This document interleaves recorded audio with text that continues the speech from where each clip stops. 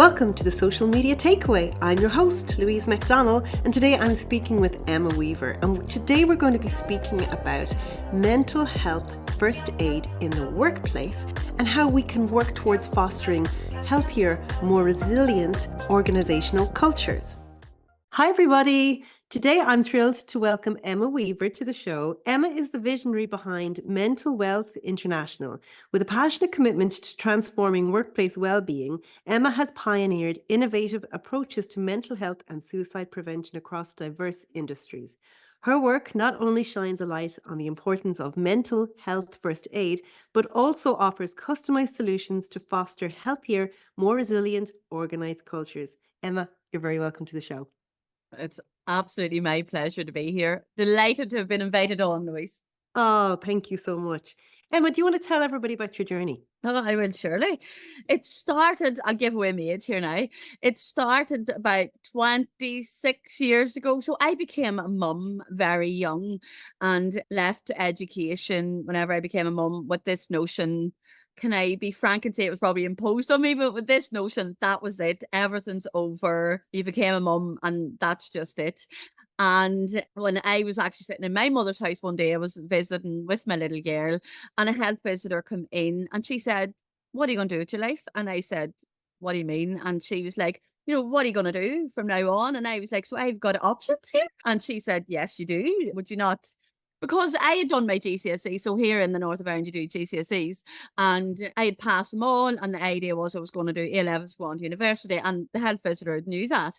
And she says, "Are you not going to go back into education or whatever?" And I said, "Can I?" And she was like, "Of course you can." So she sat there and then and filled out a form and just literally brought it into the college, and I got a place, and away off I went then to college, thinking this was absolutely amazing that I still had options. Now imagine not even knowing, but I didn't realize. I just thought that was it for me. I couldn't drive or anything. I was getting the bus. And we lived in the country. It was quite funny. But anyway, I done it. So on my educational journey then, I had to go out on a placement. And one of my placements, I done several, but one of them was in a mental health day support centre. It was called the Recovery Day Support. And it was in the town next to where we lived. And when I walked in to start my placement, I realised, oh, I know these people. I didn't know these people had mental health issues. They live in my community. They were taxi drivers, shop workers, somebody's mother, dad, uncle, aunt, brother, sister. And I remember walking in and I would have been about 19, 20. And I remember thinking, gosh, I didn't realize that. And I'm not joking you. It was in that moment that I realized this is what I want to do. These people were all living lovely lives within their communities, able to serve within their community and have a meaningful life, and yet had a mental health issue or challenge and needed just a bit of support with it that allowed them to maintain within their environment, within their community. And I was like, this is unbelievable. I didn't know whatever idea I had in my head what was going on. It certainly wasn't that. So it was in that moment that I realized, actually, I'm quite good at this. I really enjoy it. It was really important to me to be able to support people in their own environments, to allow them to excel within their communities. So that was the very start of the journey. And then I kept going and I became manager of mental health services across the trust. And I worked there for must be 22, 23 years. I worked my way up. And then about 3 years ago, 3.5 years ago, there was an incident where this one lady had come in. So all throughout the years, I knew there was gaps in services, and you knew, but you tried your best, and there's quite a lot of red tape, and it's like everything else, more could be done. You can only do what you can do and things like that. And there was a lady in front of me, lovely woman, late 50s. I can even picture her now. And she was just distraught and her life had fell apart. So to an outsider, you may assume lots of different things. But as I got talking to her, I realised that a family member quite close to her had died. And she was working, married, a family and everything else. And a family member of hers had died. And she just wasn't coping with what had happened. So somebody obviously decided, gosh, you're not well, you need a bit of help. So she went to the GP, who potentially prescribed her whatever she needed, and then referred her on to the community mental health team. The community mental health team then assessed her, and then she got a key worker. And then the key worker then came out and spoke to her and sent her to the service that I managed, which was the mental health recovery team. So that took about 2 years from start to finish. And when she was sitting in front of me, I was like, you're grieving. It's grief. You're grieving. This is what's happened here. But unfortunately for that woman, within those 2 years, she'd lost her job and her marriage had failed. And I remember, and I didn't frankly say it to the lady, but I remember thinking, that did not need to happen. That didn't, in my opinion, and it's a personal opinion, and probably with a bit of wisdom throughout the years, knowing the difference if you get timely support and not, the difference that it can make in your life. So I remember in that moment deciding I could be doing more. Now that I've realized this and understand it, I could be doing more. And that's how Mental Wealth International was born. So when you say, is it that you feel that the process that that lady went through wasn't the right one? Yeah. Yeah. I believe had she been able to get timely support, whether it was at work, whether it was within the family, if somebody just had a known a bit better or maybe recognized the signs of what was going on, she potentially would have got a different, more timely support. And that's where then Mental Wealth International was born. One night, in the middle of the night, I woke up and started writing it all down, writing the whole concept of Mental Wealth International, what it could be. And the reason why I targeted workplaces, because there is, we offer mental health first aid, and you said it in the bio, and you're a certified mental health first aider. So it's the same as a first aider. You go and you do your training and you do your practical exam at the end of it, and you become a first responder, a first aider. If somebody breaks their leg or their arm, or, they're having a heart attack, you're that moment. You support them in that moment, and then you seek the ambulance or the hospital for their support. So a mental health first aider does the same. So that Ah. lady's just one of the examples. But the concept is, if you're in a workplace or even a family member, you are able to identify that person needs support. You're going in with the knowledge, the competence and confidence to have that conversation in that moment with that person to try and work out what's going on. You may or may not identify. In that woman's instance, it was grief, it was grieving. I was able to identify that straight away, that she needed grief So support. so before I know you're talking about the business now, but I'm just intrigued about the story you've just told us about that lady. So what happened to her? She went to a GP, he put her on medication, and then she ended up going through 2 years of support and eventually finding herself to wait two Not years. necessarily support. She was probably put on a waiting list. So a family member rightly spotted, gosh, she's not doing well. So I don't know whether they maybe said she was depressed or anxiety. I don't know, but nobody picked up on it. So she went to the GP. She would have got her medication and then referred on to the community mental health team, which could have took a while. And then the community mental health team, because they're so vastly full, the community mental health team then would have assigned her a key worker. The key worker then would have assessed her, and then a referral would have came to the service that I managed. So it took 2 years from the start to the finish before she could sit in front of me. And you think that if on day one somebody had been able to say, "You're grieving," she would have got the support she needed Well, faster? grief counselling. Yeah. That's Okay. my belief. That's my belief. Or some form of counselling that maybe would have carried her on a different journey, that things didn't go so bad. Because see if you're able to hold space for people and really listen. And it's a hard skill. It's a hard skill, especially in the day and age we're in. And the fear of that conversation. What if they say they're not well? What am I going to do? I don't know what to say to that. You don't need to know. You just need to listen and then direct them. And that's where then Mental Health International came out of, in terms of really embedding mental health first aiders, having those conversations in the workplaces. Now we do workplaces, colleges, gyms, universities, all those places. But I realized, even to take the pressure off the system, even though that's not my motivation, but if there were people there in that instance, in that moment, that were able to listen and then refer you on to where you need to go, I believe that can make such a significant difference in that moment and put you on a completely different path. And that's where mental wealth, that's really what mental wealth is. And then obviously I go on to talk about mental wealth being what you do on a consistent basis to maintain your well-being, like the compound effect, so that when something does happen, you have the tools and the resilience to be able to deal with Do it or to know where to go. That's the And idea. so I'm intrigued about the mental health first aid. That's really cool. So do you train then? Do you Yeah, go to companies and organizations and they nominate, here's person A, B, and C. Can you train those to be our mental? 100. Wow. So That's exactly what I do. And would you believe it, construction's my biggest client, which it just blows me away, especially considering, Louise, two construction workers a day kill themselves in the UK and Ireland. Two a day. The biggest, and whenever I realise that, I'm not surprised that construction are coming Oh, Looking for that doesn't people. surprise me because and I don't mean to be sexist here, but women when they meet, they'll talk up and down and inside out all their problems generally, Yeah. whereas men talk about the score in the match, you know? Exactly. But I mean, it's such a huge issue. And I actually didn't realize that when I started this out. So you're right. Big companies and gyms, universities, colleges would come to me and say, look, we have 8 people here. We would love to get them all to be mental health because it's an accreditation. You're a qualified mental health first aider, the same as first aid. And it really just it does a couple of different things. As a team member or staff member, whatever, you feel valued. You feel you do have somewhere to go, that someone who has an appropriate qualification gives you a bit more confidence. Although I have to say, a listening ear is every bit as good. You know yourself as women, just offloading sometimes, but just say there is a real issue. The fact that your company has taken the time to invest in mental health first aiders can be a huge thing, or the college or university. Now, some people it's all different. Some people could come and say we've got 50 and then, across all different sites and things got it really just depends. But it's really important to me that it's meaningful. Mhm. If I thought it was a tick box, it's probably not going to work with me. It really has to be, why do you want to do this?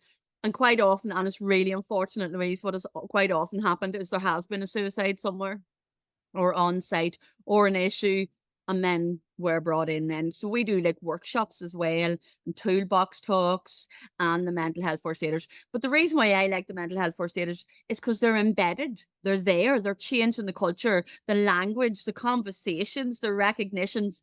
They're embedded in the teams, which I think, again, if you really think about it, again, it's keeping people safe in their environment. Yeah, So yeah, it's kind of exactly. like when we go back to 19-year-old Emma, where I realized these people are getting support in their local towns and it's really working. It's the same as a mental health first aider. They're embedding that culture and support within the environment where Yeah, it's well, when you needed. think about it, like, sure, that's where we spend most of our time is at work. Monday to Friday, you're at work. So if you can get the support there, and that certification, did you come up with that? Is that yours? No, Oh, there's a whole organization. So I've actually a team. So we've all went and trained to be trainers, and now we go out and train people to become mental health first aid. Now, the mental health toolbox talks is our signature product, where it's a toolbox talk where a company can buy it, and it's actually me recording me talking, and there's a workbook with it. So every like say you have a team meeting every month, whether it's on site or whether it is in a school or university, you've got this video, pre-recorded video of me talking about a different mental health issue or challenge every month, and there is a workbook along with it. So, because we're expecting managers and supervisors and team leaders to know all of this stuff.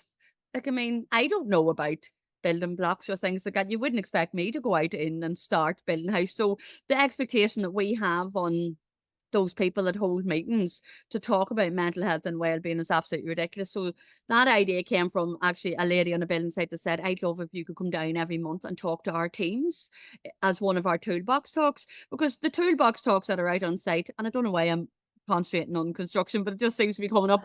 Um, every month they have a health and safety talk, and it's called the toolbox talk. But surely if the biggest killer within construction is suicide, it makes sense that one of them a month at least would be on mental health. So that's where the toolbox talks come out of.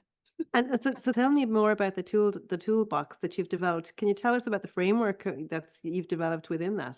So the toolbox talk comes from research for many years. And again, the framework around what we do on a consistent basis to build our mental health and well-being. So you have the 5 ways to well-being that the Public Health Agency has put together. And it's been tried and tested as to what we need to be doing on a regular basis to maintain our well-being. They also talk about your 5 fruit and veg a day, and also the 5 people you spend the most time with.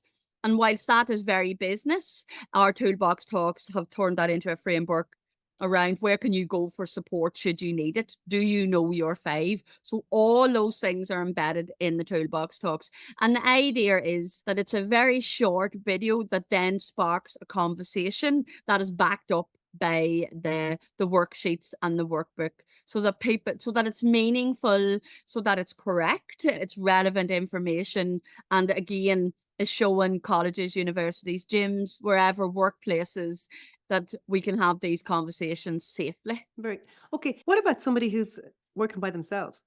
Yeah. What if they are they're a sole trader, they're on their own, trying to navigate this journey by themselves, what advice would you give them? So, one of the biggest things is loneliness and isolation. Would you believe for your mental health? It was actually Cardiff University done a huge research piece that long term loneliness and isolation can be likened to smoking 20 cigarettes a day. So, you've got to be really careful when you're working on your own. And my advice, and like, I mean, this is my office. You could find me sitting here on my own day in, day out. Now, I'm fortunate I've got a family, so I'm not on my own all the time. But in a working environment, I am. It's really important to join networks. It's really important to find like minded people, but be intentional about it. Don't just join any. Make sure they're aligned with who you are, what you're trying to do. Now, I would be part of women's networks and also part of really hard driven business networks. It's really good to go between the two, but don't leave yourself sitting on your own. So whether it's, you need support with finances or social media or actually putting together a business plan or prospects, whatever it is, build your network. Nobody else is going to do it. You need to be intentional and show up for yourself in those meetings and reach out. It can be very hard, and I've noticed this over the years. It can be very hard to ask for support. Really hard to ask for support if you need it. But if you were to put it into a different entity, like your business or for your clients, we tend to be able to ask quicker. It's really strange how we don't value that we need support. So reach out for your business, which ultimately will support you in the back. So networking, not even sure about that word, but definitely make sure that you're involved in other groups that are 100% aligned with you. And yeah, be intentional about it as well. But you have to do it like at least once a week. I would be hoping if you're sitting on your own that you're linking out somewhere. And what about like reaching out to people through like a Zoom call? Is that good enough, or should it be in person, or? So the ways to well-being would tell you connect. So one of the five ways to well-being is connect. Obviously we have technology now. So if your only option is a telephone call, a video call, a Zoom, do that. Do that. Now I love going out to these business meetings, networking meetings, mums at work in the morning, whatever it is. Give yourself, because you never do not come back without feeling inspired by somebody. There's always something. So whether you get a referral or a new contact or just you're listening to other people and you're feeling inspired, it's not very often you'd come away without that. And you need to get yourself out of your own work and out of your own headspace, because if you're like, I don't have time, that's when you should be doing it. Yeah, yeah, Like, exactly. and the talk about that was, I remember, gosh, years ago, and I was talking about breath work and meditation and finding the time, and people would have went, I can't find the time. I'm working, I'm running my own business. Then you need to do it twice as much. If you're telling me that you can't find the time for a 5-minute meditation, you need to be doing 10 minutes. There's something wrong, because it's our duty as entrepreneurs, as business owners, whatever, if you're a manager, a team leader, whatever it is, to show up your best self. And there's no possible way you're doing that if you're not looking after your well-being. See, in the world that we live in today, it's absolutely impossible. So I very much see it as part of my business, that I am filling my cup, that I am making sure that I'm showing up my best self for you today. I've already done my meditation, I've done my journaling, I've done my breath work, and you're getting the best me. If I hadn't done that, I'd be kind of looking at you as I'm tired on a Friday evening. I'm not. Because Uh-huh. I've done it. Okay, and what about people who are managing teams of remote workers? So, Mm. like, they're meeting them possibly on Zoom only. So, again, what advice do you give them? So the connection there is definitely going to be different. I remember whenever we were locked down, I was still managing the teams and everything ended up remote. Now imagine trying to manage teams of mental health services when the whole world was in lockdown and trying to sort that out. So I used to send them things or, just don't have every Zoom work. Some Mm. of them should be maybe more casual, like a coffee meetup. If your only means of connecting with your teams, don't have it always your weekly call. Try and connect in a way that's a bit more casual as well and get other people to show up, whether it's a coffee morning. Like, there's nothing like personal and meeting in person. That should be an absolute priority. Every time that should be a priority. If that's not able to happen, then I would be definitely looking to make sure that there was meaningful connections in a more casual way, other than everything always being work. And do you know what it is as well, Louise? We don't have to have all the answers, because the majority of the people we're working with here, ask them. Ask them. What what do you like that we are doing, and what do you not like that, what are we not doing? What do you think might be better? Ask people, what are they missing? Because we went very inwards and people are very accepting that everything's on the screen. And I love it because I am now able to connect all over the world because of Zoom, and that is absolutely amazing. But I wouldn't do it all day, every day. It wouldn't do me one bit of good. So you've got to be balanced in your approach in terms of what are you meeting up about. So if Zoom's the only way, I would definitely be incorporating a bit more casual into it. But ask people, ask your teams. That's a good piece of advice. Okay, so then in relation to social media, I know you say it every talk that you give, you always have a slide on social media. So what do you tell people? So this could be, well, I don't know if it's controversial. So obviously when I'm out doing talks, keynotes, or some of my workshops, it is all about well-being and how are you looking after yourself. But I also like to talk about social media, especially apps and different ways that we're communicating with each other. So again, it's being intentional about who you're following, who are you connected to, understanding the impact or the power that your mobile phone, your tablet, your computer, whatever it is, actually can have on your mind. It can actually change your mood. And people don't like talking about that, but it's true. If you happen to flick on something on social media and you don't like what you see, or a quote that really resonated with you and maybe triggered you because of something else, it can change your mood in a moment. Now, equally, it can go the other way. It can lift you up. So I really encourage people, be mindful who you're following, what you're watching on social media. So every 6 months, I will go on to whatever social media platforms I am on and do like a cull. I will unfollow, delete, block. I do it all the time. I have to do it. I have to do it. And I remember I was out doing a talk and one of the people said, you wake up in the morning, your phone's your alarm, you lift it, and then it's got all these notifications, and you've just straight away started into that, whether it's work or social media, and you see something that you didn't like or triggered you or resonated you in a negative way, you're in a bad mood before you've even got out of bed. We're giving it too much power. We really are giving it too much power. I was on one of the social media platforms, it was Facebook actually, years and years and years ago. And I come off it for about 5 years. And I only come back on it again in like 2019 because we were running an event and there was people over in America were like, why are you not on Facebook? It's our biggest platform. Day. And that's how I went. I'm glad now, obviously, for my business that I'm back on it. But I was off it. Must have been 4 or 5 years. I just come off it.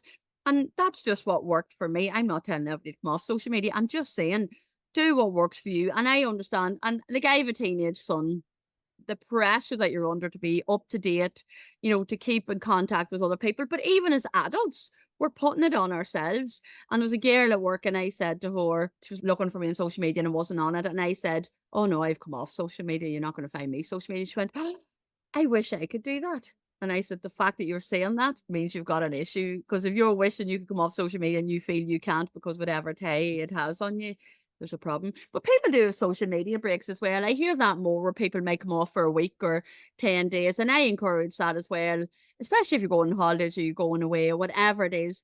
And then when you come back on it again, it gives you a whole different perspective. However, I have to say it works for my business. Social media works very well for my business. And I know you're saying you left Facebook for 5 years, but I think the way that people in general use social media has changed. I know at one point on Facebook, it was very much, everybody shared, if they were away on holidays, the holiday pics, or if there was a big family event and you saw those events, or, so there was a lot of sharing of information. And then there was a point, I think it was after there was, do you remember that was the whole scandal about the security issues and all of that? After that, people that kind of sharing of information kind of moved more towards private groups like WhatsApp groups, like family groups or your friend group, WhatsApp group or whatever. So now I'd say coming back after 5 years, you probably noticed that Facebook is a lot Yeah. different. So the Mhm. challenge that Facebook and Instagram have at the moment is to get people to create content. Now, Mm. here's the thing. I don't think they reward people for creating content. So if you're a business, your business page, the organic reach is crap on it now. It's nearly more a destination page. So people, if they want to check you out, will seek your page out and then they see all about you. But I think on social media now, it's different. We don't share as much information. But another thing that I think that has happened is that there's more keyboard warriors out there. People can be very, very mean spirited. and they're not And that's afraid. why you have to be really careful. Like Careful, even on your yeah. settings, your privacy settings, things got a little bit better. But I used to put just everything on my stories and forget about, like, I definitely don't post every day, but you'll go on to my stories and you'll see all about me on my stories, and then they go, I don't know how I got myself into that, but that just, and it's probably the worst thing to do for your business, but No, it's not though, that's because that's content where, it's gone in 24 hours, and that's the stories are kind of really meant for your warmest yeah. followers because they want to know what you're at today and Well, tomorrow. that's what I do. Yeah. Yeah, yeah, And I exactly. get feedback from people saying, if you want to know what, it's funny you say that. My family say, if you want to know what Emma's doing, just watch her stories and she'll tell you. Because I will, I'll say, I'm off to here, I'm off to there. But really, you've got to, it definitely is worth checking in on yourself from a well-being point of view, who you're following, what you're following, is it good for you and things like that there. But for your business, it's huge. And work out what platform works best for you as well. Like you'll see me on social media, but I'm not on social media. Once all them stories goes up, I'm probably not back on it again till the evening. Do you know what I mean? I Yeah, don't, yeah, it yeah. may look like I'm on it a lot, and yet I'm not really. And as I said, I always forget to post. It's more my stories. But working out what works for you. And it's very hard even for the young ones to try and explain to them what social media is all about. They think they have a handle on it, but it is such an impression on them. It's I it's hard. know. Well, it's hard because they think they know everything too, so and they think we know nothing. You're right. For someone who's tuning in here who has heard the term mental wealth, they've heard mental wealth, and that has attracted them to tune into this podcast. And maybe they're just not feeling great. Yeah. Like, what advice do you give? So the term mental wealth, to be honest with you, has come about, and I mentioned it a little bit earlier, is from understanding it's what we do on a consistent basis to show up for ourselves, whether we're feeling great or not. That because people quite often attribute wealth to a monetary value, whereas I attribute it to living my life by my freedom and choices and feeling happiness and joy in my life. But you don't get that every day. You can't possibly. So it's in what I do every day that I am depositing those really good things into what I call my mental wealth vault. So if I'm doing breath work or meditating or journaling or going for a walk, the compound effect of that is I'm generally in good well-being, good health, and just keep it going all of the time. So whenever I am challenged or I hit a wall or something terrible happens in my life, because like let's face it, none of us get away without it.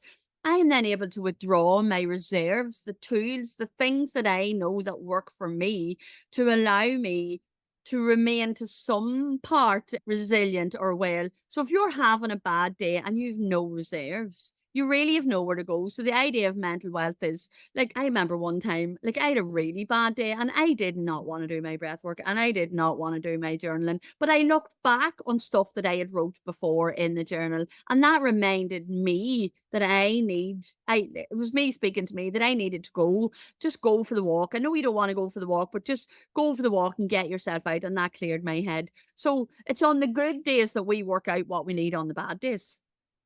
Oh, I love Do you know what that. I mean? It's on the good days that we work out. So when you're having the bad day, you remember or you know, or you've wrote it down somewhere, or you've got something already scheduled that you're thinking, my past self had my back when this bad day was coming along. To say that, do something that your future self would be grateful for. Write it down. Write it. That's what the concept of the toolbox, that's where it came from. On your good day, write down what it is you're doing on your good day. So when you have a bad day, you've already told yourself, this is what you need to be doing today because you're having a bad day. So it's like you're paying it forward for yourself.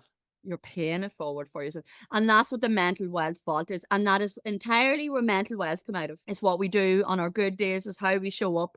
Like you don't have to do it every day, but it's how you show up consistently for yourself.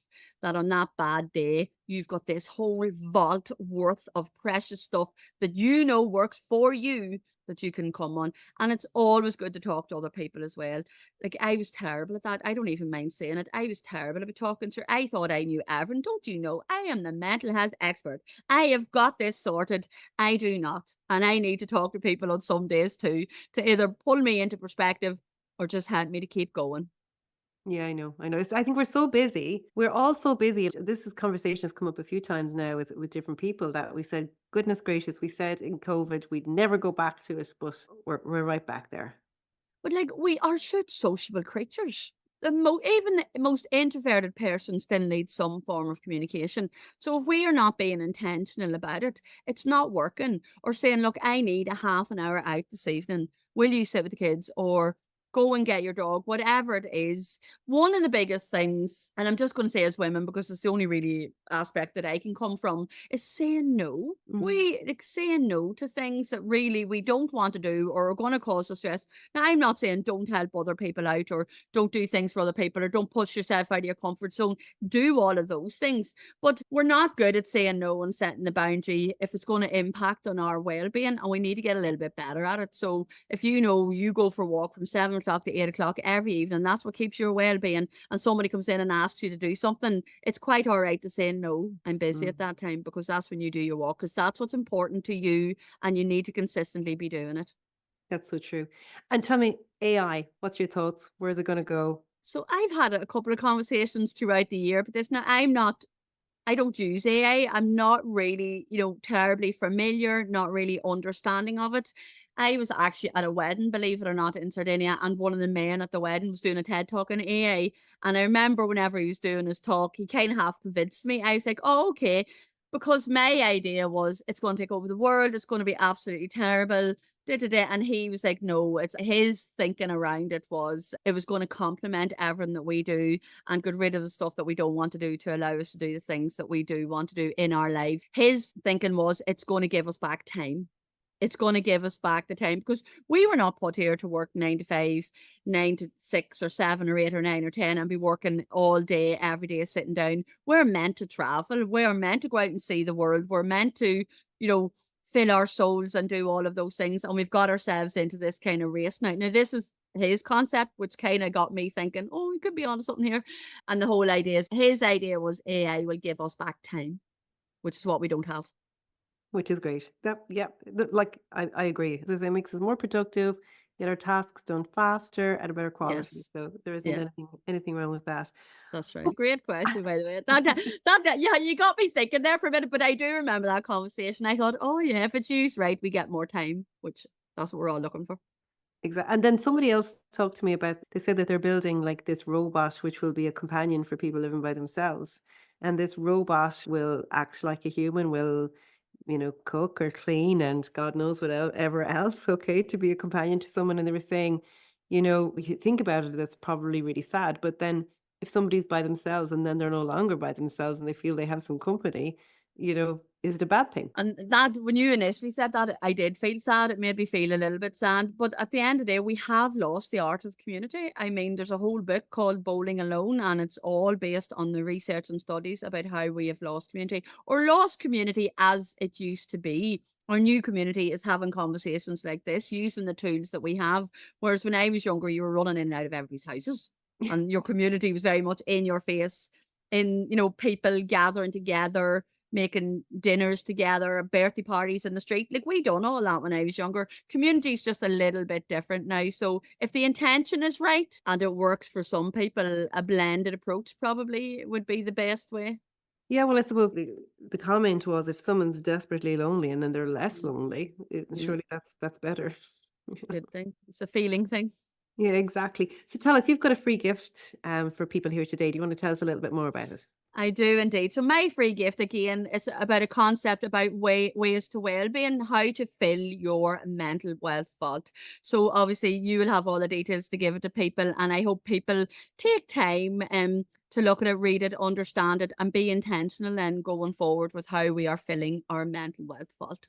Oh, that sounds fantastic. I can't wait to check it out. How can people find you, Emma? So you can get me on all socials. I do have a website, and it's mentalwealthinternational.com, and you just get to see a wee bit more about me. But I'm on all the socials, Facebook, Instagram, both Emma Weaver and Mental Wealth International. Fantastic. Well, thank you so much for coming on and sharing all your knowledge. And I just love the whole idea of filling up your own bank vault, but it's Yeah. it's your own mental wealth. Yeah. So you know what? I met you before and I heard the term, but I don't think I actually got it until now. So thank you. One of the fellas was part of the group that we were in. He said it was a real broad term that they use. That's mental wealth, and he put it to money. That as much as say you've got loads of money, and I was like, no, it's being mentally wealthy with your mental health is what I'm talking about. You know, and at the end of the day, most people want time and happiness, don't they? That's it. That's Yeah, exactly. exactly it. Yeah. Thank Well, you so much. thank you, Emma. Thanks for listening to the Social Media Takeaway podcast. If you loved this episode and want deeper support with your marketing, head over to sellonsocialmedia.academy/hello.